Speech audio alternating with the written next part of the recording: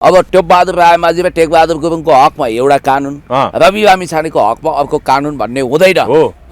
संसदमा हतार हतार सूचना टास गरेर उहाँलाई निलम्बन त गरिएन भनेर राष्ट्रिय स्वतन्त्र पार्टीका कार्यकर्तालाई चित्त दुखाउने अवसर किन दिनु? नेताहरूले अब सभामुख देवराज घिमिरेले भेट्नुभयो, कानुनी उपचार खोज्ने पनि उहाँहरूले भनिराख्नु भएको छ। त्यो उहाँहरूको अधिकार हो, किनभने संविधानमा मैले न्याय पाइन, जस्टिस पाइन भन्न पाइन्छ होइन। अब नेपाली काङ्ग्रेसका सांसद अहिले पनि बालबले सांसद टेकबहादुर गुरुङको केसमा अब नेकपा एमालेकै उपाध्यक्ष हुनुभएका सचिव होला सायद टोपबहादुर रायमाझी केसमा पनि उहाँहरू जेल चलान भएको विषय भन्दा पनि मुद्दा पर्ने सायद त उहाँको निलम्बन त भएन नि त। पक्षमा पठाएपछि भयो। कुरा के हो भने कसैको हकमा त्रेतायुगको कै जस्तो कसैलाई काखा कसैलाई पाखा गर्नु हुँदैन। कानुनको दृष्टिमा सबै नजर सबै समान हुन्। We are all equal but some are more equal. हुँदैन जिज्ञा क्रुसोको मान्यता या प्रिभिलेज मान्यता लागू हुनु हुँदैन।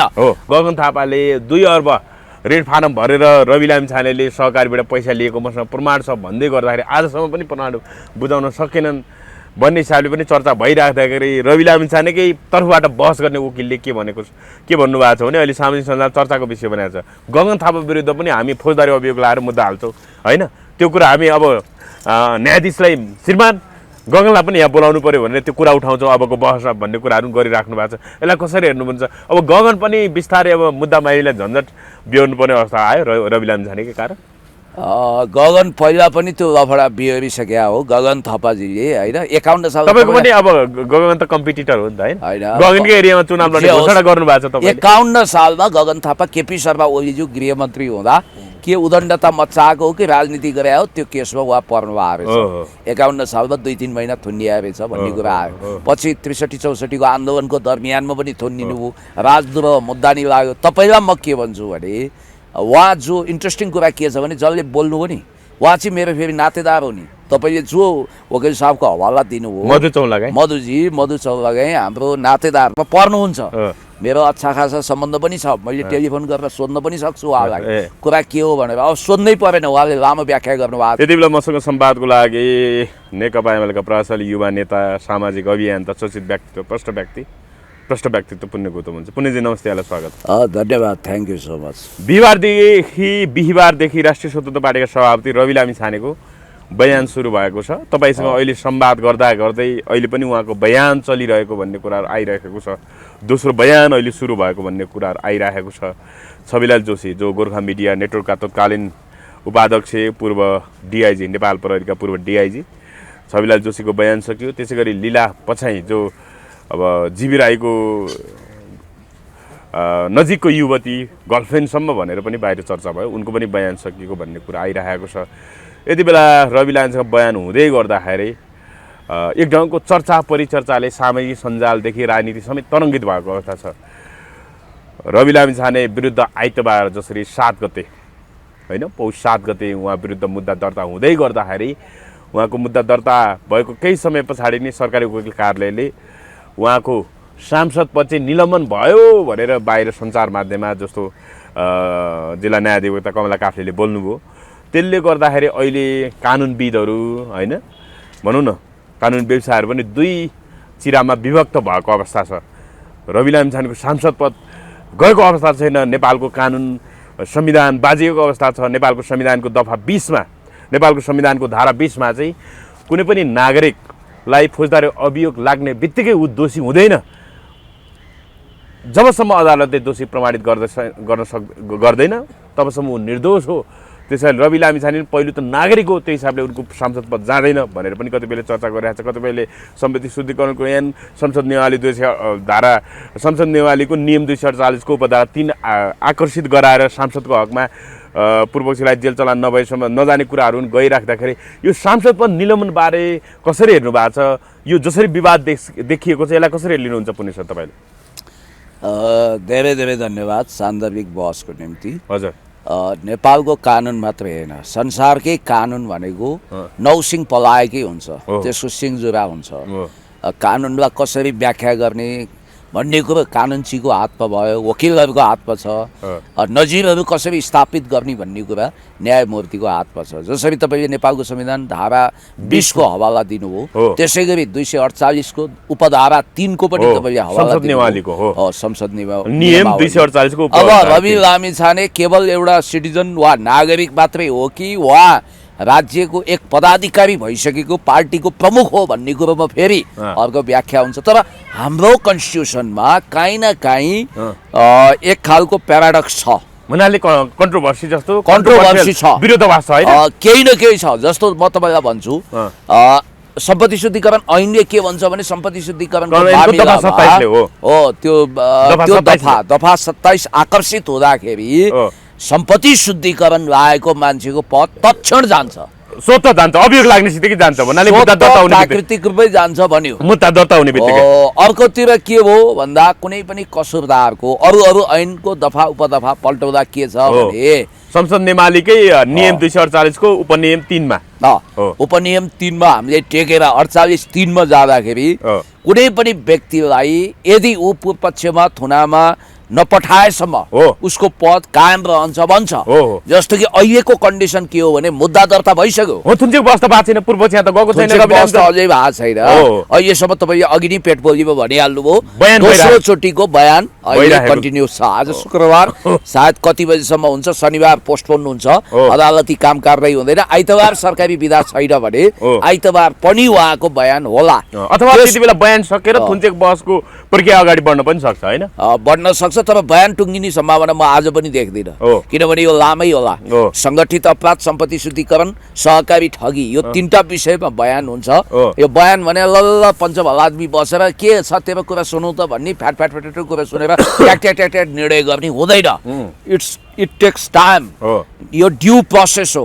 त्यस कारणले गर्दाखेरि कानुनको एउटा अनगोइङ प्रोसेसमा भएको एउटा मुद्दाको प्रोसिक्युटर, अहिले उहाँलाई प्रोसिक्युटर भन्नुपर्छ, अभियुक्तको विषयमा कतै संसदमा हतार सूचना टास गरेर उहाँलाई निलम्बन त गरिएन भनेर राष्ट्रिय स्वतन्त्र पार्टीका कार्यकर्तालाई चित्त दुखाउने अवसर किन दिनु? नेताहरूले अब सभामुख देवराज घिमिरेले भेट्नुभयो, कानुनी उपचार खोज्ने पनि उहाँहरूले भनिराख्नु भएको छ। त्यो उहाँहरूको अधिकार हो, किनभने संविधानमा मैले न्याय पाइन, जस्टिस पाइन भन्न पाइन्छ हैन। अब नेपाली कांग्रेसका सांसद अहिले पनि बालबले सांसद केबहादुर गुरुङको केसमा अब नेकपा एमालेकै उपाध्यक्ष हुनुभएका सचिव होला सायद टोपबहादुर राईमाझी के छ भने उहाँहरू जेल चलान भएको विषय भन्दा पनि मुद्दा पर्ने सायद त उहाँको निलम्बन त भएन नि त, पक्षमा पठाएपछि भयो। कुरा के हो भने कसैको हकमा त्रेतायुगको कैकै जस्तो कसैलाई काखा कसैलाई पाखा गर्नु हुँदैन। कानुनको दृष्टिमा सबै नजर सबै समान हुन्। We are all equal but some are more equal. हुँदैन जिज्ञा क्रुसोको मान्यता या प्रिभिलेज मान्यता लागू हुनु हुँदैन। अब टोपबहादुर राईमाझी र टेकबहादुर गुरुङको हकमा एउटा कानुन, रवि लामिछानेको हकमा अर्को कानुन भन्ने हुँदैन। कमसे कम हामीले काम गर्दा हतारो किन गर्ने? त्यसै थाल खाउँ कि भात खाउँ जस्तो मिठाई बाँड्ने यो के लक्षण हो? यो राम्रो भएन। म तपाईँलाई के भन्छु भने परिपक्व ढङ्गले इन्साफी तरिकाले काम गर्नु पर्छ। जस्तो कि हुनु के पर्थ्यो भने मेरो विचारमा रवि लामिछानेको अहिले थुन्चेक बहस सिद्धिएपछि उहाँलाई यदि पूर्व पक्षमा चलान गर्यो भने याद गर्नुहोस् है, पूर्व पक्षकोलाई चलान गर्यो जेलमा भने त्यतिखेर तत्क्षण उहाँको पद गएको सूचना निलम्बन भएको छ। निलम्बन भयो, यद्यपि उहाँ निर्दोष भएर साबित हुनुहुन्छ निष्कासन भन्ने त हुँदैन, हुन्छ नि त, निष्कासन भन्ने हुँदैन, खारेज हुने त हुँदैन। ए बाबा, रवि लामिछानेहरूको आफ्नो आन्तरिक विधानले पनि के भन्छ भने कुनै पनि फौजदारी केस प्रमाणित भएमा सम्पत्ति शुद्धिकरण लगायत भ्रष्टाचारको कसुरमा आरोपीलाई अदालतले दण्ड दिएमा त्यो पार्टीको साधारण सदस्य नरहने भनिसक्यो। उसको विधानै कठोर छ, राज्यको विधान भन्दा नि उसको विधान हो, पार्टीको स्ट्याच्यु नै त्यति कठोर भएको पार्टीमा हामीले किन हतारिने? पहिलो कुरो।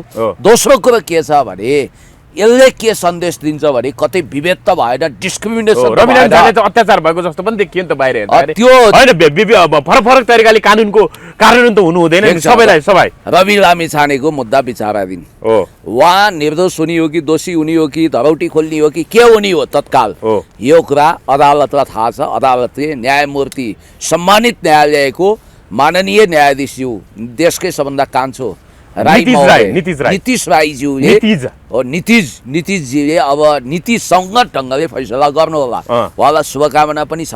अर्को कुरो के भने भोलि एकछिनको लागि पूर्वपक्ष नपठाएर, अक्सर पूर्वपक्ष पठाउँछ भन्छ 3 वर्षभन्दा बढी सजाय माग गर्यो भने, यहाँ त धेरै सजाय छ नि त, उहाँलाई त 15 वर्षसम्म कैद माग गरेर 24 वर्षसम्म माग गरिएको छ। होइन जेनरली 15 वर्ष भन्ने हुन्छ, तर अब यहाँ थपथाप गरेर 24 पुऱ्यायो भने होइन, मानौ न त्यो जति माग गरे पनि अदालतले 3 वर्षभन्दा बढी सजाय हुने देख्यो भने उहिले धरौटी खोल्दैन।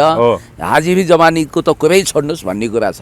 तर इनकेस हामी अदालत होइनौँ, मिडिया कोर्टको ट्रायल मिडियाले गर्न पाउँदैन, ट्रायल एन्ड एररको कुरो हुँदैन। मान्नुहोस् भोलि रवि लामिछानेको एकछिनको लागि मैले हाइपोथेटिकल कुरो गरेँ, धरौटी खुल्यो भने उहाँको सांसद पद के फेरि फुकुवा गर्ने? अब यता पनि कुरो छ नि त, धरौटी खोलेर उहाँ आउनुभयो, यसको मतलब केस त सिद्धिया छैन, केस निरन्तरता छ। अब पर्छ कानुनी लफडा, अब कानुनचीहरूको त्यहाँ लडाइँ हुन्छ। अब तपाईँले अघि नै भन्नुभयो 2 खेमामा वकिलहरू पनि विभाजित भइसके। एकाथरी वकिल महोदयहरूको भनाइ के छ, कालो कोटधारी वकिल साहबहरूको भने कहाँ यो अहिले तत्काल यो थुनामा पठाउने के अरे पद निलम्बन गर्न हतारो भयो, यो गैर कानुनी भयो भन्नुहुन्छ। अर्काथरी कहाँ हुनु, सम्पत्ति शुद्धिकरण ऐन आकर्षित भइसक्यो, तत्क्षण उहाँको पद गयो। यो कुरो भोलि सर्वोच्चसम्म पुग्न सक्छ, यही कुरोको बहस पुग्न सक्छ। जसरी अहिले दुर्गा प्रसाईको विषयमा पनि भ्याकेटमा जाने भनेर एउटा सरकारी वकिल कार्यालय पुनर्निर्माण जाने कुरा आयो, सर्वोच्चको पत्र फुलपत्र आएपछि उनीहरू पुनर्निर्माण जाने कुरा आइरहेको छ। उपचारको विषयमा बिरामीको विषयमा पनि हुन सक्छ। हाम्रो विषय यो होइन होइन रविलालजीको विषयमा चाहिँ जस्तो अर्को कुरा चाहिँ जस्तो सहकारी ठगी सम्पत्ति शुद्धिकरणका कुराहरू चाहिँ उनी सांसद भइसके पछाडि आएको विषय होइन, यो चाहिँ उनी सांसद नहुँदै पार्टी नखोल्देको विषय हो, सहकारी ठगीको विषय। त्यस कारण माननीय सांसद टेकबहादुर गुरुङ अब ले पनि उहाँले सर्वोच्च गएर चाहिँ के रिटाल्नु भयो। अब उहाँ यद्यपि दोषी ठहरिए पनि सर्वोच्च गएर यो मैले अब भाडाको कुरा जस्तो अब भिरकुटी मण्डपको फन पार्कको भाडाको कुरा उहाँले लिजमा लिएर भाडा नतिरेको कुराहरूमा थियो। त्यसमा चाहिँ उहाँले चाहिँ के तर्कले चुनाव त्यो रिट जित्नुभयो भने यो त म सांसद नहुँदैको विषय हो, त्यो चाहिँ सांसद भएपछि मैले यो बदमासी गरेको भन्ने विषय होइन। त्यो हिसाबले सांसद नहुँदैको विषय छ भने सांसद भइसकेपछि सांसद नेमाले आकर्षित हुने कारबाही हुने कुरै आउँदैन भन्ने हिसाबले उहाँले चाहिँ सांसद नहुँदैको अपराधको विषय भएको हुनाले मेरो सांसद पद फुका हुनुपर्छ भनेर उहाँले सर्वोच्चबाट त्यो दिलाइ छाड्नुभयो कि सांसद पद उहाँको फुको। अब उहाँ फेरि सांसद रहिरहन पाउनुभयो। मान्छे रवि लामिछानेको विषय पनि अब यो सहकारी ठगीको विषय अरू बरु सहकारी ठगी पछि नै अब सम्पत्ति शुद्धिकरण सङ्गठित अपराध आयो। त्यो हिसाबले उहाँको पनि सांसदमा नजाने सम्भावना त प्रबल देखियो नि होइन। टेकबहादुर गुरुङकै नजिरलाई सर्वोच्चको नजिरलाई हेर्ने हो भने भन्न खोजेको के होइन। यहाँ यस्तो हुन्छ कि कानुनको नौसिङ तपाईँलाई एउटा कुरो म भनिदिउँ, दीपक मनाङ्गे भन्ने मान्छे म हुँदै होइन, दीपक मनाङ्गे भन्ने मान्छे होइन, म सुन्नु यहाँ रमाइलो कुरो गर्दैछु। यो दीपक मनाङ्गे भन्नेलाई लागेको केस मेरो क्लाइन्टलाई मेरो मैले जसको बस गरिरहेको छु उहाँ दीपक मनाङ्गे नै होइन, उहाँ राजीव गुरुङ हो भनेर प्रमाणित गरेर छुटा होइन। सबैलाई थाहा छ यो मान्छे दीपक मनाङ्गे नै हो, तर कानुनको धारामा खेल्दियो। अब त्यस्तै पर्यो भने म पुण्य गौतम होइन अर्कै गौतम हो भनेर मेरो नारायणको नाम गौतम भन्न सक्छ हो। त्यस कारणले गर्दाखेरि यो कानुनको नौसिङ जता पनि घुम्न सक्छ। अब योग्यतम अधिवक्ताले कसरी बहस गर्छन् भन्ने कुरो पनि छ। म यो तपाईँलाई भनिहालेँ, इनकेस उहाँलाई धरौटी खोल्यो भने कानुनमा ठुलो लफडा आउँछ, समस्या आउँछ, प्याराडक्स आउँछ। उहाँको पार्टी होइन राज्यले पहिले नै अब उनलाई चाहिँ पूर्वजीलाई जेल चलान गर्ने दिशातिर गएको हतारमा निलम्बनले त्यो पनि हो कि भन्ने चर्चा हुन गयो। एकाथरी मानिसहरूमा म स्पष्ट भन्छु, मेरो त नातेदार पनि हो, मैले पहिले मेरो आफन्त होइन तपाईँलाई चाहिँ निर्दोष भएर उनी छुटुन् भन्ने तपाईँको त चाहना सहानुभूति त हुन त स्वाभाविक हो। मानवीय हिसाबले पारिवारिक हिसाबले त्यो स्वाभाविक हो, तर मैले यो पनि भनिरहेको होइन अपराध गरेको रहेछ त उनले सजाय पाउनुहुन्न भन्नेमा हामी पनि होइन। यदि उनको अपराध कानुनबाट प्रमाणित हुन्छ भने या दायाँ बायाँ इफ बटको कुरै छैन, रवि लामिछाने भन्ने मान्छे फेरि राजनीतिमा फर्किनै सक्दैनन्। कमसेकम राष्ट्रिय स्वतन्त्र पार्टीमा उहाँलाई सदाको लागि ढोका बन्द हुन्छ। यो भने चाहिँ के भने आफैले जेल बनाएको त्यही जेलमा आफै परे जस्तो हुन्छ। एउटा बात साथ त्यसो भएछ कि जेल अरूलाई हाल्न बनाएको आफै परेछन् कि जेलमा, आफूले खडेको खाडलमा आफै पर्ने भने जस्तो हुन्छ। त्यति कठोर विधानमा त्यो पार्टी हिँडिरहेको छ भन्ने बित्तिकै अर्को कुरा के छ भने मैले तपाईँलाई भन्नुपर्छ कि कानुनको नजरमा सबै समान हुन् भन्ने मान्यता स्थापित गर्नुपर्छ। एकाथरीको दिल दिमागमा पहिले के थियो भने ल है साथी हो 2-4 किलो मिठाई चाहिँ रामेश्वरमबाट किनिहालौँ, अब रवि पढ्दैछन् सांसद पद जाँदैछ भन्ने टाइपले पनि व्याख्या गरे सुनि। यस्तो गर्नु हुँदैन। यस्ता क्रियाकलापहरू कसैको दुःखमा खुसी मनाउनु भनेको परपीडक प्रवृत्ति हो। भोलि तपाईँलाई पनि त्यो पर्न सक्छ। आज रविजीलाई छ, भोलि तपाईँलाई पनि पर्न सक्छ। कुमालेको चक्र घुमेर आउन सक्छ भन्ने कुरालाई पनि हेक्का राख्नुपर्छ। अर्को मैले तपाईँलाई भन्न खोजेको कुरा के हो भने अब यो हाम्रो संविधानमा संशोधन हुनुपर्छ भनेर हामीले पटक पटक भन्नुको कारण यस्तै आडबाङ्गे किसिमका प्रावधानहरू छन् जो एउटातिरबाट एकाथरी व्याख्या हुन्छ, अर्कोतिरबाट अर्को थरी व्याख्या हुन्छ। स्वार्थ अनुकूल आफूलाई जसरी फाइदा हुन्छ त्यही अनुकूल व्याख्या गर्ने परिपाटी पनि विकास भएको छ। आफ्नो इन्ट्रेस्ट, आफ्नो भेस्टेड इन्ट्रेस्टलाई कानुन त इन्कर्पोरेट गर्ने कुरा गलत हो। म तपाईँलाई भन्दैछु होइन, अत्याचार दुनियाँमा केही छ भने कानुनी आवरण गरिने अत्याचार चाहिँ सबैभन्दा ठुलो अत्याचार हो भनेर कानुनीविदहरूले भनिराख्नु भएको छ। भीमार्जुनहरूले भने मैले सुने, भीमार्जुन आचार्यजी, डाक्टर भीमार्जुन। अब अर्को कुरा पनि हामी के कन्सियस हुनुपर्छ भने रवि लामिछाने अहिले अभियुक्तको रूपमा उनको थुन्चेक बस पनि सुरु भएको छैन। बयान अब लगभग टुङ्गिन्छ, थुन्चेक बयान हुन्छ।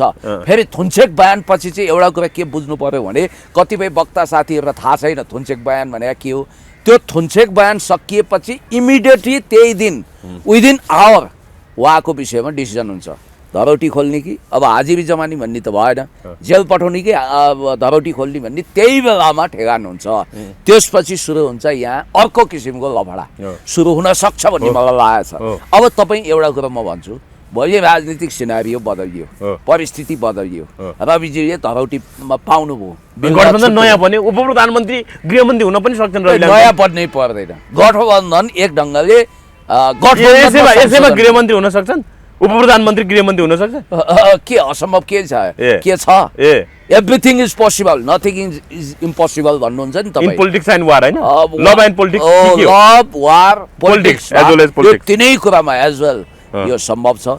भोलि नयाँ किसिमको गठबन्धन बन्न सक्छ, के हुन सक्छ। तपाईँ एउटा कुरा भन्नु न, दीपक मनाङ्गे मन्त्री बन्छन् भन्ने कसैलाई थियो?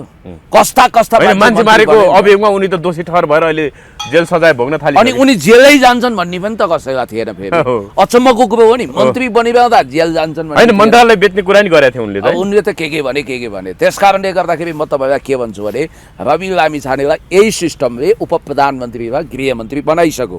यही सिस्टममा उनी खेलिरहेका छन्। आज भनिन्छ कार्यवाहक त डिपी अरियाललाई दिइयो, तर जेलबाट रविजीकै निर्देशन बिना, इसारा बिना त्यहाँ पात पनि हल्लिँदैन भनिन्छ।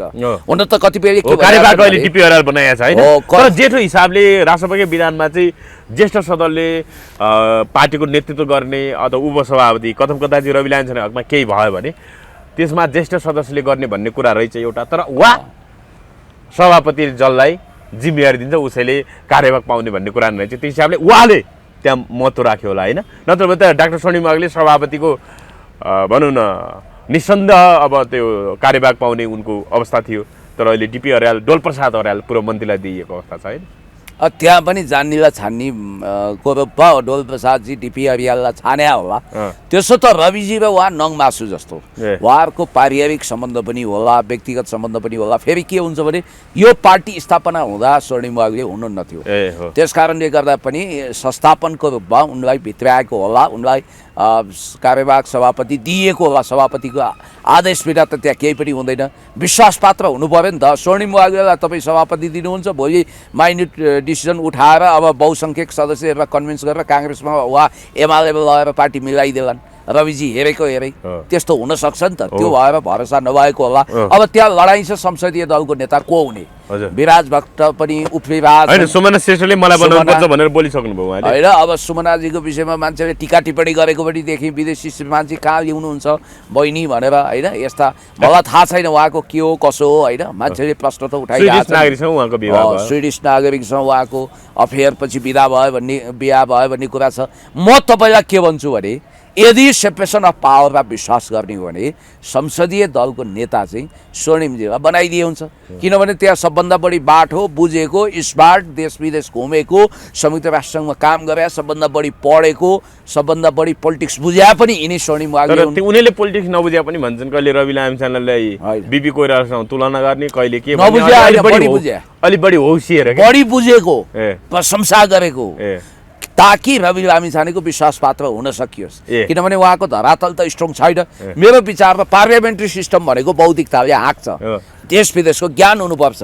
उनीले जति ज्ञान अरूले लिएका छैनन्। अरू भने त अब साँच्चै भन्ने हो भने त्यो सिङ्गो राष्ट्रपाको मान्छे भन्दा त मै योग्य होला नि, म गएर सम्हाल्ने कुरो हुँदैन। होइन, ठिक छ। अब अलिकति यहीँनिर विषयान्तर रवि लामिछानेकै विषयमा, जस्तो गगन थापाले 2 अर्ब ऋण फारम भरेर रवि लामिछानेले सहकारीबाट पैसा लिएको मसँग प्रमाण छ भन्दै गर्दाखेरि आजसम्म पनि प्रमाण बुझाउन सकेनन् भन्ने हिसाबले पनि चर्चा भइराख्दाखेरि रवि लामिछानेकै तर्फबाट बहस गर्ने वकिलले के भन्नुभएको छ भने अहिले सामाजिक सञ्जाल चर्चाको विषय बनाएको छ, गगन थापा विरुद्ध पनि हामी फौजदारी अभियोग लाएर मुद्दा हाल्छौँ होइन।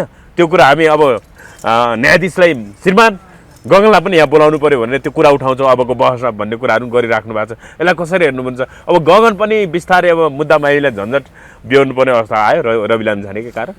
गगन पहिला पनि त्यो लफडा बिहोरिसक्या हो गगन थापाजीले होइन। 51 साल तपाईँको पनि अब गगन त कम्पिटिटर हो नि त होइन, गगनकै एरियामा चुनाव लड्ने घोषणा गर्नुभएको छ तपाईँले। 51 सालमा गगन थापा केपी शर्मा ओलीज्यू गृहमन्त्री हुँदा के उदण्डता मच्चाएको हो कि राजनीति गरे हो, त्यो केसमा उहाँ पर्नु भएको रहेछ। 51 सालमा 2-3 महिना थुनिया रहेछ भन्ने कुरा आयो। पछि 63-64 को आन्दोलनको दरमियानमा पनि थुनिनु भयो, राजद्रोह मुद्दा नि लाग्यो। तपाईँलाई म के भन्छु भने उहाँ जो इन्ट्रेस्टिङ कुरा के छ भने जसले बोल्नु हो नि उहाँ चाहिँ मेरो फेरि नातेदार हो नि। तपाईँले जो वकिल साहबको हवाला दिनुभयो, मधु चौलागाई हाम्रो नातेदारमा पर्नुहुन्छ। मेरो अच्छा खासा सम्बन्ध पनि छ, मैले टेलिफोन गरेर सोध्न पनि सक्छु उहाँलाई कुरा के हो भनेर। अब सोध्नै परेन, उहाँले लामो व्याख्या गर्नुभएको छ। त्यही भनेर त भने नि वकिलहरूले कहाँ सिङ घुमाउँछन् भन्ने कुरो कसैलाई थाहै हुँदैन। बोलीको पनि ठेगान हुनुपर्ने रहेछ होइन। हो, अब चाहिँ अबको समयमा हुन सक्ने सम्भावना देखियो। एउटा समयमा सबभन्दा बढी बोल्ने मान्छे सबभन्दा बाठो र नेता भयो। अब सबभन्दा कम बोल्ने मान्छे चाहिँ सक्सेसफुल हुन्छ, चर्चित चाहिँ बोल्ने हुन्छ, तर सक्सेसफुल चाहिँ नबोल्ने हुन्छ। होइन, तपाईँ पनि धेरै बोल्नुहुन्छ भनेर बाहिर फेरि मान्छेहरूले आलोचना गर्छन्, फेरि पुण्य सरले बोलेका कुराहरू तार्किक हुन्छ भनेर पनि प्रशंसा गर्नेहरू पनि कम छैनन्। तर तपाईँ पनि धेरै बोल्नाले कतै समस्या त आउँदैन पुण्य? होइन, मलाई त्यस्तो नआउला। किनभने अचेल पुण्य गौतम खोइ बोल्नुहुन्न भनेर पनि भन्न थाले नि त। किनभने सुरु भएन। होइन, यस्तो हो, फिडेल क्यास्ट्रो होइन, मैले भन्नु चाहिँ गगन थापा विरुद्ध पनि फौजदारी अभियोग लाग्ने सम्भावना छ। त्यसो भए रवि लामिछाने पक्षका वकिलहरूबाट त्यो आउन सक्छ। अब त्यो कुरो त कानुनको हिसाबले उहाँहरूले बोल्नु भएको छ कि गगन थापाले माग फारम भरेको होइन, 2 अर्ब कान्तिपुरकै त्यो खोस्ट देखाएर मात्रै उहाँले पत्रिका देखाएर मात्रै बोलेको 2 अर्ब सहकारी ठगी गरेको, 2 अर्ब रुपियाँ कोल्याप्स गरेको कुराको प्रमाण छ भनेर गगन थापाले आग बबोला भएर अभिव्यक्ति संसदमा दिनुभयो। त्यसको प्रमाण उहाँसँग चाहियो भनेर उहाँहरू जाने कुरा गरिरहनु भएको छ। जान पनि सकिन्छ। कुरा यस्तो हो, अब नाम त भयो नि त, जान पनि सकिन्छ। गगन थापा भर्सेस रवि लामिछाने भयो। अब यिनीहरू कस्तो अवस्थामा पुगे भने मेरो विचारमा केही कथम रवि लामिछानेलाई धरौटी खुल्यो भने गङ्गालालमा 1 सिट चाहिँ रिजर्भ गरिहाल्नुपर्छ कमसेकम। यो कुरा निश्चित छ, किनभने धेरैको हटफेल हुनेवाला छ। कति मान्छे अहिले एक खालको यो अनावश्यक खुसी, यो अनावश्यक किसिमको रोइलो गरेर बसिरहेका छन्। यो राम्रो कुरा पनि होइन। भने चाहिँ उनी जेलै पर्छन् भनेर भोज भतेर गर्न व्यस्त छन्। कतिपय चितौरीको भतेर लगाउने मेलोबेसो सुरु भइसक्यो। तर तपाईँलाई म भन्छु, अघि नै मैले भने यही सिस्टममा उप प्रधानमन्त्री गृहमन्त्री बनेको रवि लामिछाने यही सिस्टमबाट सिद्धिन पनि सक्छन्। जेलमा गएर मैले अघि नै भने रवि लामिछानेको जिन्दगी भनेको चाहिँ तरवारको धारमा उभियो क्या। उनी तारे भेरमा लड्खडाइरहेका छन्। सम्भावनाका होइन, मैले फेरि तपाईँलाई जोडेँ, रवि लामिछानेका पक्षका वकिलहरू गगन विरुद्ध फौजदारी अभियोगमा पनि जान सक्छन् होइन। आर्थिक रूपमा अब बदनामी गर्ने, चरित्र हत्या गर्ने कुराले गर्दाखेरि जान सक्छौँ भनिसके नि त। कुरा के हो भने जान सक्छन् जाओ भन्ने होइन हामीले। उनीहरू जाने कुरा गरिसके जालान्, के गर्लान् त्यो उनीहरू। तपाईँको आफन्त मान्छे होइन मधु चौलागाई? मधु चौलागाईजी यद्यपि मेरो आफन्त भए पनि लामो समयदेखि म ग्यापमा छु। हजुर, अहिले जस्तो अब तपाईँलाई अर्को कुरो भन्छु। कुरा के हुन्छ होइन, 2 अर्ब कुरा गर्दै गर्दाखेरि अब आइतबार रवि लामिछाने सहित 44 प्रतिवादी, अहिले त प्रतिवादी कसैले 31 भनेको छ, कसैले 65 पनि भनिरहेको छ। मैले भने चाहिँ 1 अर्ब 51 करोड बिगो मागदाबी सहित अब रवि लामिछाने र उनकी पत्नी निकिता पौडेलसहित 44 प्रतिवादीबाट मुद्दा दायर भयो आइतबार होइन 7 गते भदौको। अब रवि लामिछाने 2 अर्बको कुरा गरे, अहिले सरकारी उकिलकारले मुद्दा चलाउँदाखेरि जम्मा 1.5 अर्बको कुरा आएको छ। अब सहकारी ठगीमा रवि लामिछाने 3 करोड 37 लाख कुरा आएको छ। सहकारी ठगी र सम्पत्ति शुद्धिकरणमा 27 करोड 89 लाखको कुरा आएको छ।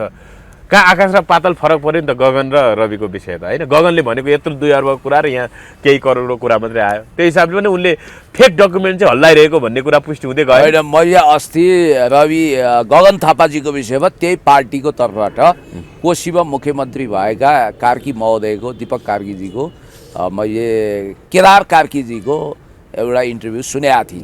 त्यहाँ उहाँले के भन्नुभएको छ भने गगन थापाको चरित्र भनेकै जसले आफूलाई बनाउँछ त्यसलाई सिद्ध्याउँदै हिँड्ने हो। पहिला गिरिजाप्रसाद कोइराला सुजाता कोइरालाको असीम अनुकम्पाले महामन्त्री भए, पछि देवबा कोइराला क्याम्पलाई धोका दिए र उहाँले आफैले भन्नुभएको रवि लामिछानेसँग गएर निहोरा गरिसकेपछि बिन्ती बिसाइसकेपछि रवि लामिछानेले उम्मेदवारी नदिएको हुनाले त्यहाँ उहाँले जित्नुभयो। अहिले रवि लामिछानेलाई नि सिद्धाउन गगन थापा हिँड्नु भएको छ। हुन त हेर्नुहोस्, लडाइँ कम खतरा छैन। रवि लामिछानेले पनि केही बाँकी राख्नु भएन। रवि लामिछानेप्रति हाम्रो गुनासो के हो भने आरोपको थुप्रो लगाउनु भयो तर इन्भेस्टिगेसनमा त्यतिखेर तपाईँ गइदिनु भएन। तपाईँ गृहमन्त्री हुनुहुन्थ्यो, हामीले भने पनि हो, तपाईँका क्यामेराहरू साक्षी छन्। त्यतिखेर उहाँ सिटिङ गृहमन्त्री उपप्रधानमन्त्री हुँदा उहाँले आरोप के लगाउनु भयो? बिपी कोइराला स्वास्थ्य विज्ञान प्रतिष्ठानमा उपकुलपति नियुक्तिमा करोडौँको हेराफेरी भएको छ। 14 करोडको मामिला आएको छ। कृषि अनुसन्धान केन्द्र प्याक्टबाट सहयोग लिएको अवस्था छ। 2008 देखि अमेरिकन की कन्ट्याक्ट पर्सन ग्रुपमा नेपालको महत्त्वपूर्ण सूचना सप्लाई गर्ने को भनेर उहाँले चोर हल्ला ठडाउनु भएको थियो। तर उहाँ चाहिँ मिडिया ट्रायल गर्ने व्यक्ति हुनुहुन्न थियो। त्यतिखेर पार्लियामेन्टको ट्रायल गर्ने व्यक्ति मात्रै हुनुहुन्न थियो। उहाँ त्यतिखेर कार्यकारी पदमा हुनुहुन्थ्यो र गृहमन्त्रीको चेयरबाट उहाँले अनुसन्धान गर्नुपर्थ्यो, गर्नु भएन। राइट, अहिले त्यसैको कारण उहाँलाई समस्या परिरहेछ। अर्को कुरो मैले तपाईँलाई के भनिहालेँ भने रवि लामिछानेको त सम्भावना र चुनौती उत्तिकै छ, उस्तै देख्छु। चुनौती के छ भने राष्ट्रपाको विधान र नेपालको संविधानले उहाँको राजनीतिक जीवन सदाको लागि अस्थायी पनि हुनसक्छ, समाप्त पनि हुनसक्छ। किनकि राष्ट्रपाको विधानले अघि पनि मैले पनि फेरि दोहोऱ्याउँछु म, राष्ट्रपाको विधानले के भनेको छ भने मनी लन्ड्रिङ, सम्पत्ति शुद्धिकरण लगायतका फौजदारी केस भ्रष्टाचारमा प्रमाणित यदि कुनै अभियुक्त अपराधी ठहर भयो भने त्यसको त्यसले अब काङ्ग्रेसकै एकजना अलिकति लोकप्रिय पनि हुनुहुन्छ चन्द्र भण्डारी, एकचोटि घरमै ग्यास विस्फोट भएर उहाँको अब भनौँ न अलिकति स्वास्थ्यमा पनि समस्या आयो। लामो समय भारतमा उपचार गरेर अहिले स्वस्थ जीवन बिताइराख्नु भएको छ। उहाँले पनि सम्पत्ति शुद्धिकरणमा छानबिन गर्ने भने यो देशमा को नेता बाँकी रहला र भनेर घुमाउरो पारेमा रवि लामिछानेको सम्पत्ति छानबिन गऱ्यो भने तपाईँ हाम्रो छानबिन गऱ्यो भने हामी पनि बच्ने अवस्था छैन नेपालको कानुनअनुसार भन्ने हिसाबले बोल्नु भएको छ। कसरी हेर्नुहुन्छ? अलमोस्ट धेरै मान्छे जस्तो सर्पले सर्पको खुट्टा देख्छ। अब राजनीतिक दलालीबाट अपार सम्पत्ति कमाउनेहरूले नै अरूलाई त्राइमाम भएर ल नगर है, त्यसलाई गर्नेले भोलि हामीलाई पनि गर्न सक्छ भने आउनसक्छ। किनभने अब चन्द्र भण्डारीजीले पनि के यसको मतलब आफूलाई सम्पत्ति शुद्धिकरण गर्नु भने हो त? उहाँलाई आरोप लगाउनेहरूलाई जवाफ दिन खोजेकै हो त? उहाँको एकजना सुब्बा दाईको विषयमा त्यतिखेर प्रश्न उठेको थियो होइन। शाही शासनमा उहाँको दाजु पर्नेको अकुत सम्पत्ति भएको कुरा पनि बाहिर आएको थियो। खैर, चन्द्र भण्डारीजीको कन्फेसन्सलाई म सेल्युट गर्छु, ठिक छ, कोही बात छैन। किनभने उहाँले कोही पनि बच्दैन भन्नुको मतलब उहाँ पनि सेक्योर हुनुहुन्न, उहाँ पनि सम्पत्ति शुद्धिकरणमा सुरक्षित हुनुहुन्न। अमरेश कुमार सिंहको कुरा गरौँ, उहाँ पनि सुरक्षित हुनुहुन्न, कोही पनि सुरक्षित छैन भन्न खोजेको होला।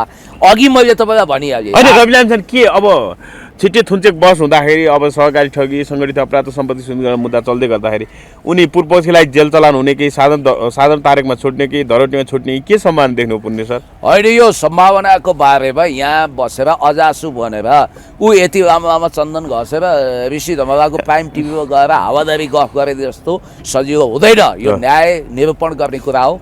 साँच्चै उहाँको अहिले त पूर्वपक्षमा पठाउने हो, पूर्वपक्षमा फेरि पठाउन साथ यहाँ हल्ला हुन्छ भ्रष्टाचारी प्रमाणित भइसक्यो भनेर, त्यो होइन है। फेरि पूर्वपक्षमा पठाउनु भनेको पनि अनुसन्धान हुँदैछ भनेको फैसला वा आदेश आएको अवस्था हुँदैन। त्यतिखेर पनि मलाई जहाँसम्म लाग्छ फाइनल भर्डिक आइसकेपछि उहाँ यदि दोषी ठहर्नुभयो भने उहाँको राजनीतिक जीवन समाप्तै हुन्छ। यदि उहाँ त्यसबाट क्लिन चिट पाउनु हो भने फेरि रवि लामिछाने कसैले नसोचेको क्लिन चिट पाउने सम्भावना तागत लिएर आउनुहुन्छ। क्लिन चिट पाउने सम्भावना पनि छ होइन? होइन अब अदालतमा गएको केसमा नि जे पनि सम्भावना हुनु। अब अर्को कुरा तपाईँहरूको पार्टीभित्रको कुरा गरौँ। तपाईँ पनि नेतृत्वको त्यो धेरै आलोचना गरेको त सुन्नुहुन्न, तर आलोचना गरियो भने तपाईँलाई पनि अब पार्टीले साधारण सदस्य पनि नरहने गरी निष्कासन गर्न सक्छ। नेकपा एमालेको प्रभावशाली युवा नेता भनेर तपाईँलाई मैले बखान गर्दै संवाद गरिरहेको छु। सुदूरपश्चिमको एउटा खम्बा, एमालेको खम्बा, त्यत्रो एमाले नेकपा एमाले बनाउन त्यत्रो भूमिका रगत पसिना बगाउनु भएको एमालेका नेता कुनै बेला सुदूरपश्चिमको इन्चार्ज पनि हुनुभयो, तर अहिले त अब अर्कै माओवादी गएको नेतालाई, लेखाज भट्टलाई सुदूरपश्चिमको इन्चार्जको जिम्मेवारी दिइएको अवस्था छ। अस्ति अब एमालेको बैठक बसेर भीम रावललाई पार्टी नेतृत्वको विरुद्ध गतिविधि गरिरहेको भन्दै साधारण सदस्य नरहने गरी पार्टीको सदस्यबाट निष्कासन गरिएको छ। र यो जग्गा मिनबहादुर गुरुङ जो विवादित व्यापारीको जग्गा दान दिएको अवस्था भन्नाले नेकपा एमाले केन्द्रीय कार्यालय बनाउनको लागि जग्गा दान दिएको अवस्थामा नेकपा एमालेका स्थायी कमिटी सदस्य विद्या पाण्डे र उषा किरण तिमसिना जो केन्द्रीय सदस्य पनि हुनुहुन्छ नेकपा एमालेको, उहाँहरूलाई चाहिँ 6 महिना निलम्बन गरेको अवस्था छ। भनेपछि एमालेभित्र आन्तरिक लोकतन्त्र चाहिँ मरेर गएको हो पुण्य छ। नेतृत्वको आलोचना गर्नै नपाइने, नेतृत्वलाई सही बाटो देखाउँछु भन्दा बोल्नै नपाइने, कस्तो खालको हो यो तपाईँहरूको गणतन्त्रमा? बोल्नै नपाइने के हो यो? अब यो अलिकति मेरो लागि तपाईँले पनि केपी बा आई लभ यु भन्नै पर्ने मात्रै हो? केपी बाले जयकार गर्नुपर्ने, प्रधानमन्त्रीलाई यो प्रधानमन्त्री तपाईँले जे गरे पनि हामी त तपाईँकै सर्वे सर्वोत्तम भन्ने परिस्थिति बन्नु। आफ्नो पिता समानको व्यक्तित्वलाई बा भनेर सम्मानित गर्न पाउनु त मेरो मात्रै होइन, तपाईँकै पनि भाग्य होला। बा नै भन्ने हो, केपी बा भनेर सम्मानित गर्दा राम्रै होला। डिसरेस्पेक्ट, अनादर गर्नु खतरनाक कुरा पनि हो। भीम रावललाई किन निकालियो? अब म भन्छु, भीम रावललाई निकाल्नु पर्ने केही थियो? बौद्धिक नेता, क्षमतायोग्य नेता, क्षमतावान नेता होइन? मलाई अपसोच छ, दुःख छ, कुनै पनि व्यक्तिको पार्टी बाहिर बहिर्गमन हुनु हुँदैन। भित्रै बसेर उहाँले आफ्ना कुरा होइन। केपी ओलीले दरकिनार गरेको अवस्था हो विरोधीहरूलाई? होइन, मलाई जयकार गरेन भने सिधै साइडलाइनमा लागिहाल्छ। मैले तपाईँलाई भन्दैछु, जवाफ दिने मौका दिनुहोस्। जस्तो भीमरावलजीको इतिहास अलिकति हेर्दा उहाँले 74 साल अगाडि निरन्तर हरेक किसिमको मौका पाउनुभयो। चाहे त्यो माधव कुमार नेपाल शक्तिशाली सुप्रिमो महासचिव हुँदा होस्, चाहे झलनाथ हुँदा, चाहे केपी शर्मा ओलीज्यूको त उहाँ प्यानलको एकदम प्यारो मान्छे होइन। महाधिवेशनमा केपी ओली विरुद्ध लड्यो भन्दैमा, अध्यक्ष पद उम्मेदवार दियो भन्दैमा यस धनको प्रतिशत साध्न मिल्छ त? झलनाथ खनालले केन्द्रीय कमिटीमा पनि ल्याउन नचाहेको व्यक्ति त्यतिखेर, सुन्नुहोस् है। अनि उहाँ केपी शर्मा ओलीज्यू अध्यक्ष उठ्दाखेरि झलनाथ खनाल विरुद्ध उठ्नु होइन। एमाले होइन, केपी ओली कम्पनीले निकालेको, केपी ओलीको व्यक्तिगत अभिरुचिले गर्दाखेरि निकालेको। नेकपा एमाले भित्रको देशभक्त र इमानदार कार्यकर्तामा अझै पनि म लोकप्रिय छु। अहिले त उहाँको निवासमा हजारौँको भिड भयो भनेर समाचार आइरहेको छ। होइन, यस्तो हो। उहाँको शुभेच्छाको यो महाकाली सन्धिको खुनकुत्रो उतार्नेहरूले के बुझ्नुपर्छ भने त्यतिखेर महाकाली सन्धि पास गराउनको लागि उहाँ माधव कुमार नेपालकै हारमा उभिनु भएको थियो भीमरावलजी। फेरि यो इतिहास पनि भुल्नु हुँदैन है फेरि साथीहरू, इतिहास जहिले पनि साक्षी भनेर आएको हुन्छ। अनि 54 सालमा पार्टी फुट्दा वामदेव गौतमलाई 70 पार्नुपर्छ भनेर बन्दुक उठाउने कुरा गर्दा उहाँलाई बन्दुकी कम्प्लिट पनि भने। केपी शर्मा ओलीज्यूकै प्यानलबाट पनि उहाँ लड्नुभयो उपाध्यक्ष। केपी शर्मा ओलीज्यूको निकट मानिनुहुन्थ्यो। उहाँको एउटा निकट हुनाले केपी ओलीज्यू प्रधानमन्त्री बन्दा उहाँ रक्षा मन्त्री र उप प्रधानमन्त्री पनि बन्नुभएको थियो, गृहमन्त्री पनि बन्नुभयो। र माधव कुमार नेपालको लेफ्टिनेन्ट हुँदा उहाँले आफ्ना विरोधीलाई 70 पारेको भन्ने कुरा पनि थियो। यद्यपि भीमरावलको एउटा खालको क्रेज, भीमरावलले पार्टीभित्र उहाँ बाहिर पारेको प्रभाव आदि इत्यादि थियो। यो समयमा उहाँलाई कारवाही गर्नु ठिक थियो कि थिएन भनेर बहस गर्नु अब व्यर्थ छ एमालेभित्र, किनभने अब जे हुनु भइसक्यो, बितेका कुरा फर्केर आउँदैन। Past is past. मान्छे विरोध गर्नु चाहिँ हुँदैन होइन? होइन, विरोध गर्ने नगर्ने त्यसको के अर्थ भएर? उहाँ नेकपा एमालेमा हुनुहुन्न, उहाँ बाहिर आइसक्नु होइन। एमालेभित्र स्वच्छ हिसाबको संवाद हुन सक्दैन, आन्तरिक लोकतन्त्र छैन भन्ने कुरा चाहिँ यो घटनाले पुनर्पुष्टि गर्यो होइन? सुन्नु, after the neocons America at the cross रोडमा फ्रान्सिस फुकुयामाले यो समय नि विश्व नव अनुदारवादको हो भनेका छन्। अनुदारवादी तबका विश्वभरि हाबी भयो। तपाईँलाई उदाहरण दिन्छु, डोनाल्ड ट्रम्पले आफ्ना सारा विरोधीलाई 70 पार्यो हो, एक्सट्रिम छ। नयाँ बन्दैछ, नयाँ पुटिन बन्दैछ। पुटिनले के गरे? पुटिनले आफ्ना विरोधीलाई राजनीतिक रूपमा म्यासेगरै गरे। अरू कुरा छोडिदिनु न, भारतमा नरेन्द्र मोदीको विरोध गर्ने 101 सिद्धि एलके आडवाणीदेखि अब त्यहाँ विरोधको स्वर कसैले, अब योगी उनको अन्तिम शिकार हुँदैछ भनिन्छ, योगी आदित्यनाथ। होइन योगी समेत उनीबाट दरकिनार भइसक्यो अमित शाह बाहेक कोही पनि विश्वासपात्र छैनन् पुराना मान्छे भनौँ नयाँ मान्छे भनौँ भन्ने बित्तिकै यहाँ शेरबहादुर देउवा तपाईँ ठुलो कुरा गर्नुहुन्छ शेरबहादुर देउवाले आन्तरिक लोकतन्त्रको कुरा गर्नुहुन्छ म्याडम आरजुवा अब पार्टीको एक कार्यकालपछिको सभापति बनाउन उहाँ आतुर हुनुहुन्छ होइन अरू दलले के गर्यो भन्दैमा आफूले पनि त्यही गर्नु माओवादीभित्रै तपाईँलाई भन्छु यान प्रसाद गौतमको कतयाम सफाइ नै भयो फरक मत राख्दा रविन्द्र श्रेष्ठको राजनीति नै सिद्धियो यो स्वाभाविक हो एउटा कुरा स्वाभाविक भन्न त म भन्दिनँ तर जोस राजनीतिमा यस्ता घटनाहरू पावर एक्सर्साइज हुँदो रहेछ यहाँ मात्रै होइन संसारव्यापी सबै अहिले नेकपा एमालेको नेतृत्व चाहिँ अब विद्या भण्डारीलाई अगाडि सार्ने विद्या भण्डारी पार्टी अध्यक्ष बनाउने र ओलीलाई चाहिँ अब दरकिनार गर्ने त्यो ढङ्गको प्रयत्न भइरहेको अब विष्णु पौडेलले त्यता लागेको अथवा एमालेका दोस्रा तहका नेताहरू नै त्यो ढङ्गले विद्यालाई चाहिँ सक्रिय राजनीतिमा फर्काउनलाई अब एक ढङ्गले लबिङ गरिरहेको भन्ने कुराहरू आइरहेको छ अब एमालेमा केपी ओली बाइपास हुँदै विद्या भण्डारी जो पूर्व राष्ट्रपति समेत हुनुहुन्छ दुई दुईपटक कार्यकाल खानुभयो उहाँले फेरि उहाँ नेकपा एमालेको अध्यक्ष हुँदै नेकपा बन्ने सम्भावना पनि छ भनेर बाहिर चर्चा पनि हुने गर्छ त्यो सभा देख्नुहुन्छ नेकपा एमालेको अध्यक्ष अब विद्या भण्डारी हो विद्यादेवी भण्डारी हो यसको लागि म एउटा अन्तर्राष्ट्रिय नेकपाकै अध्यक्ष उहाँ हुन सक्नुहुन्छ सबै लिडरमा जसरी जो यिनका था फ्रिडम पार्टीका म्याङ्गोसुतो बुथुलजीलाई सहवरण गरेर आफ्नो खुनको प्यासा म्याङ्गोसुतो बुथुलजीलाई गृहमन्त्री बनाउनु हो आफूलाई समाप्त पार्न खोज्ने गोरा एफडब्ल्यू डे क्लार्कलाई उहाँले आफ्नो पार्टीको तर्फबाट उपराष्ट्रपति बनाउनु हो भन्ने बित्तिकै त्यो हृदय सबैमा हुँदैन अब जहाँसम्म विद्यादेवी भण्डारीज्यूको कुरा छ बाठा प्रचण्डले नन्दकिशोर पुन पासाङलाई अहिले के गरिदिए भने सक्रिय राजनीतिमा उतार्ने वातावरण बनाएर यतातिर विद्या भण्डारीज्यूलाई राजनीतिमा फर्कनको लागि एउटा बाटो खोलिदिएको प्रमुख गरेको भन्ने स्थिति देखा परेको छ यसको मतलब केही मान्छेलाई यो लागेको होला कि विद्यादेवी भण्डारीज्यू अब नेकपा एमालेको भावी अध्यक्ष उहाँको हातमा कमान्ड जाँदैछ तर म के भन्छु भने कमसेकम नेपालको संविधानमा पनि यो परिकल्पना गरिएको छैन कि हेड अफ द स्टेट राज्य प्रमुख भइसकेको व्यक्ति पार्टी वा त सबै पार्टी सबै भाषा सबै वर्ण सबै लिङ्गको प्रमुख हो नि त वा पार्टी अध्यक्षको रूपमा खुम्चिनु हुँदैन भन्ने मत सबैको छ अब उहाँले फेरि नयाँ गुट बनाएर उहाँ एमाले भित्र प्रभाव जमाउने भन्ने कुरा भन्दा पनि हाम्रो पार्टीको श्रद्धेय उपाध्यक्ष कमरेड विष्णु पौडेल महासचिव कमरेड ईश्वर के अरे शङ्कर पोखरेल वरिष्ठ उपाध्यक्ष ईश्वर पोखरेलज्यूहरूले डिक्लेयर गर्नुभएको छ कि अबको महाधिवेशनबाट पनि केपी शर्मा ओलीज्यू नै नेतृत्वको रूपमा आउनुहुन्छ भनिसकेपछि यसमा 73 वर्ष लागिसक्यो अनि उमेर भर लाग्दैन पार्टीको विधान आएको तपाईँ कति सालमा जन्मिए होइन त्यो त म भन्दिनँ होइन त मलाई थाहा छ तपाईँ जन्मिनुभन्दा अलिक अगाडि नै प्रचण्डजी यो त्यतिखेर मोटो मसालको महामन्त्री हुनुहुन्छ अहिलेदेखि हो नेतृत्व यति उति भन्ने नै भएन जबसम्म पार्टी नेता कार्यकर्ताले देशले चाहन्छ जबसम्म सक्रियता रहन्छ देशको आवश्यकताले उहाँ हुनुहुन्छ मान्छे एमाले अध्यक्ष तेस्रो पटक कार्यकाल खाँदै हुनुहुन्छ होइन केपी शर्मा ओली अब देउबा त खानी रे म सुन्दैछु कहाँ अब संविधान उनीहरूको विधान संशोधन गरेर तेस्रो कार्यकालको लागि देउबा सभापति आउँदैछन् केपी ओली बाहेक अहिले तत्काल नेतृत्वमा आउने सम्मान देख्दैन मलाई त्यस्तो लाग्दैन विद्या भण्डारी सक्रिय राजनीतिमा आउन सक्नुहुन्न खोइ त्यो चाहिँ अब मैले उहाँसँग भेटेर अब एउटा मात्रै प्रसङ्ग मेरो अहिले अब लिपु लेकको बाटो भएर मानसरोवरको तीर्थयात्रामा अब फेरि त्यो बाटो चाहिँ खोल्ने कुरामा नेपाल जो आफै लिपु लेक नेपालको हो लिम्पिया धुरासँगसम्म नेपालको सिमाना पर्छ भनेर तपाईँकै पार्टी अध्यक्ष नेकपा